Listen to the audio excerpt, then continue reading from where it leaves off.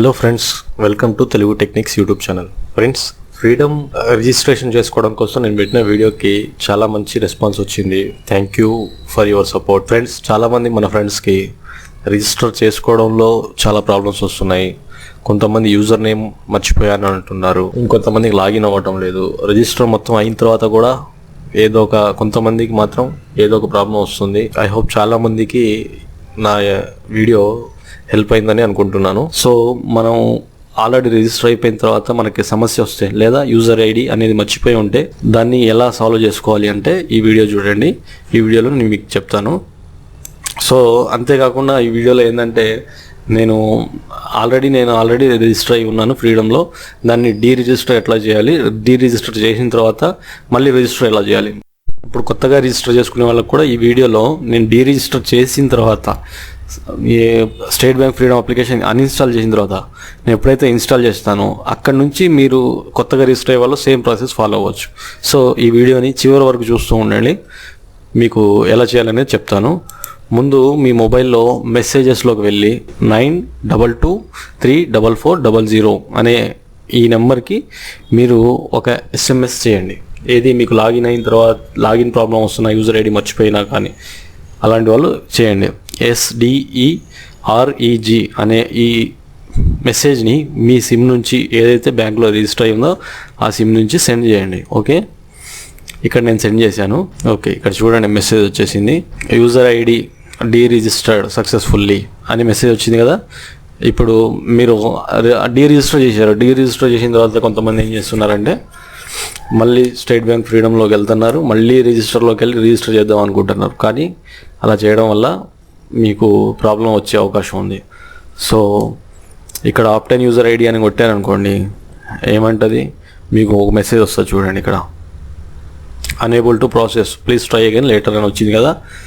మీరు ఏం చేయాలంటే మీరు ఫస్ట్ మీ స్టేట్ బ్యాంక్ ఫ్రీడమ్ అప్లికేషన్ని అన్ఇన్స్టాల్ చేయండి. ఫస్ట్ ఇక్కడ అన్ఇన్స్టాల్ చేసేస్తాను నేను. అన్ఇన్స్టాల్ అయిపోయింది.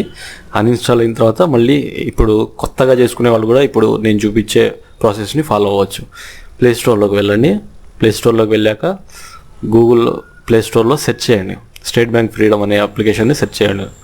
స్టేట్ బ్యాంక్ ఫ్రీడమ్ అనే అప్లికేషన్ని మాత్రమే ఇన్స్టాల్ చేసుకోండి ఫ్రీడమ్ ఇన్స్టాల్ చేయాలనుకున్న వాళ్ళు. ఓకే, మళ్ళీ స్టేట్ బ్యాంక్ ఎనీవేర్ అప్లికేషన్ చేసి మళ్ళీ నాకు రావట్లేదంటే మళ్ళీ మీరు ఇబ్బంది పడతారు. సో స్టేట్ బ్యాంక్ ఫ్రీడమ్ అనే అప్లికేషన్ని ముందుగా ఇన్స్టాల్ చేసేయండి. ఇక్కడ నేను ఇన్స్టాల్ చేసిన తర్వాత మళ్ళీ మీకు ఏం చేయాలని నేను చూపిస్తాను. సో స్టేట్ బ్యాంక్ ఫ్రీడమ్ అనేది ఇన్స్టాల్ అయిపోయింది. సో ఇప్పుడు మనం స్టేట్ బ్యాంక్ ఫ్రీడమ్ అప్లికేషన్ని ఓపెన్ చేద్దాం. ఓపెన్ చేసిన తర్వాత చూడండి, రిజిస్టర్లోకి వెళ్దాం. ఆప్టైన్ యూజర్ ఐడి అనే దానిపై క్లిక్ చేద్దాం. క్లిక్ చేస్తే you will receive MPIN and user ID shortly అని వస్తుంది కదా. ఇప్పుడు వస్తుంది లేదో చూద్దాం. సో ఇక్కడ వచ్చేసింది మనకి చూడండి, యూజర్ ఐడి అని ఎంపిన్ అని వచ్చింది. డిఫాల్ట్ ఎంపిన్ అనేది వస్తుంది. ఫస్ట్ డిఫాల్ట్ ఎంపిన్ అనేది మనం ఎంటర్ చేసిన తర్వాత ఎంపిన్ అనేది చేంజ్ చేసుకోవాల్సి ఉంటుంది. ఓకే, ఇప్పుడు మళ్ళీ యూజర్ ఐడి అనేది ఎంటర్ చేసి ఎంపిన్ అనేది చేంజ్ చేద్దాం ఇక్కడ. సో ఇక్కడ ఎంటర్ యూజర్ ఐడి అని ఉంటుంది కదా, ఇక్కడ దీని మీద మన యూజర్ ఐడి ఏదైతే ఉందో అది ఎంటర్ చేద్దాం. యూజర్ ఐడి ఎంటర్ చేసిన తర్వాత యాక్సెప్ట్ అనే దానిపై క్లిక్ చేసిన తర్వాత మళ్ళీ స్టెప్ 3లోకి వస్తే ఓల్డ్ ఎంపిన్ అంటే మనకి మెసేజ్లో ఏదైతే ఎంపిన్ అది వచ్చిందో డిఫాల్ట్ ఎంపిన్ అని, ఆ ఎంపిన్ ఇక్కడ ఎంటర్ చేయాలి. ఓకే, ఇక్కడ ఎంటర్ చేసిన తర్వాత న్యూ పిన్ అని ఉంది కదా, మినిమం 6 క్యారెక్టర్స్ ఉండాలి న్యూ పిన్ మినిమం ఒక స్పెషల్ క్యారెక్టర్, ఒక నెంబర్ ఖచ్చితంగా ఉండాలి. చేంజ్ పై క్లిక్ చేసిన తర్వాత యువర్ ఎంపిన్ ఈజ్ చేంజ్డ్ అని వచ్చింది కదా. ఇక్కడ మళ్ళీ యాక్టివ్ అనే దానిపై క్లిక్ చేయండి. క్లిక్ చేసిన తర్వాత change MPIN and validation from handset successfully complete registration process at ATM and internet banking అని వస్తుంది కదా. ఇక్కడ మళ్ళీ ఇక్కడ మనకు ఒక మెసేజ్ వచ్చింది చూడండి.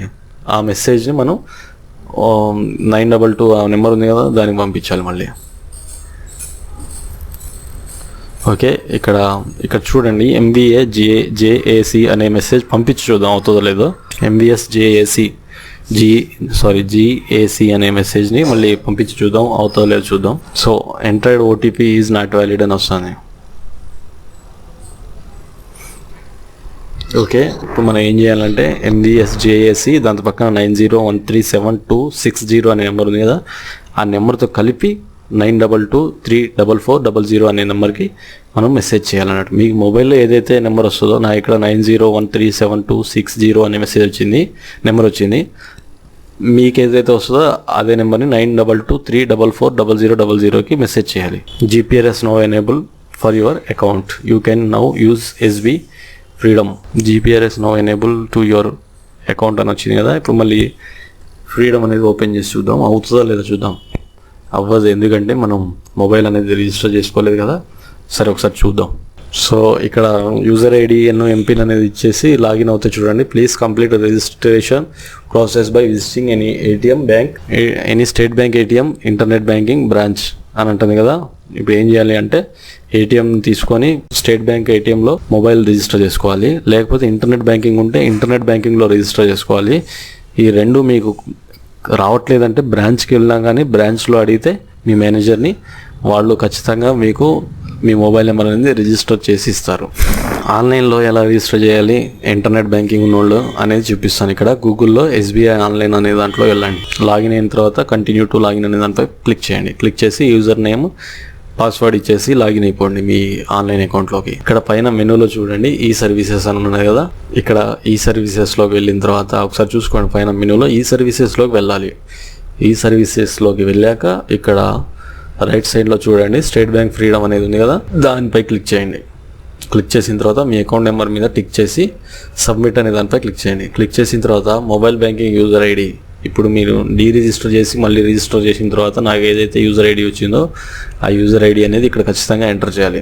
ఓకే, ఇక్కడ యూజర్ ఐడి ఎంటర్ చేసిన తర్వాత కింద మొబైల్ నెంబర్ ఏదైతే నేను ఏ నెంబర్ నుంచి అయితే రిజిస్టర్ చేశానో ఆ నెంబర్ ఇచ్చేసి కంటిన్యూ పై క్లిక్ చేసాక ప్రొఫైల్ పాస్వర్డ్ అనేది మీకు ఆన్లైన్ బ్యాంకింగ్ ఉంటే ప్రొఫైల్ పాస్వర్డ్ ఉంటుంది కదా ఖచ్చితంగా, ఆ ప్రొఫైల్ పాస్వర్డ్ ఇచ్చేసి సబ్మిట్ పై క్లిక్ చేసేస్తే రిజిస్టర్ సక్సెస్ఫుల్లీ అని వచ్చింది చూసారా, రిజిస్ట్రేషన్ అయిపోయింది.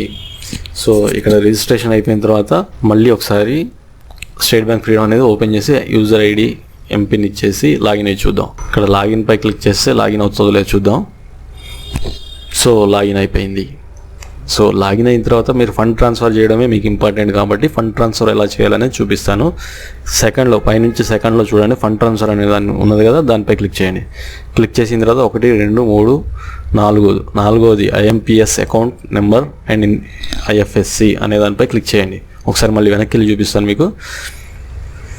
ఫండ్ ట్రాన్స్ఫర్, తర్వాత 4ది IMPS account number and IFSC అనే దానిపై క్లిక్ చేయండి. స్టేట్ బ్యాంక్ డెబిట్ అకౌంట్ ఉన్నది కదా, దాని కింద మీ నెంబర్ ఉంటుంది, అది అకౌంట్ సెలెక్ట్ చేసుకోండి. సెలెక్ట్ పేయీ బ్యాంక్ అనే దానిపై క్లిక్ చేసి మీరు ఏ అకౌంట్కి అయితే పంపించాలనుకుంటున్నారో ఆ బ్యాంక్ నేమ్ సెలెక్ట్ చేసుకొని ఆ తర్వాత కింద పేయీ అకౌంట్ నెంబర్ అంటే అకౌంట్ నెంబర్ ఎవరికైతే పంపించాలనుకుంటున్నా వాళ్ళ అకౌంట్ నెంబర్ 1-2 సార్లు సరి చూసుకొని ఎంటర్ చేసి అమౌంట్ ఎంటర్ చేసి మీరు కన్ఫర్మ్ కొట్టేస్తే వాళ్ళకి అమౌంట్ అనేది వెళ్ళిపోతాయి. సో ఓకేనా ఫ్రెండ్స్, ఈ విధంగా మనం స్టేట్ బ్యాంక్ ఫ్రీడమ్ అనేది ప్రాబ్లం వస్తే రిజిస్టర్ చేసుకొని మళ్ళీ రిజిస్టర్ చేసుకోవచ్చు. సో ఫ్రెండ్స్, ఈ వీడియో మీకు నచ్చినట్లయితే లైక్ చేయండి. నా ఛానల్ని ఇంతవరకు మీరు సబ్స్క్రైబ్ చేయనట్లయితే సబ్స్క్రైబ్ చేయండి. Thank you.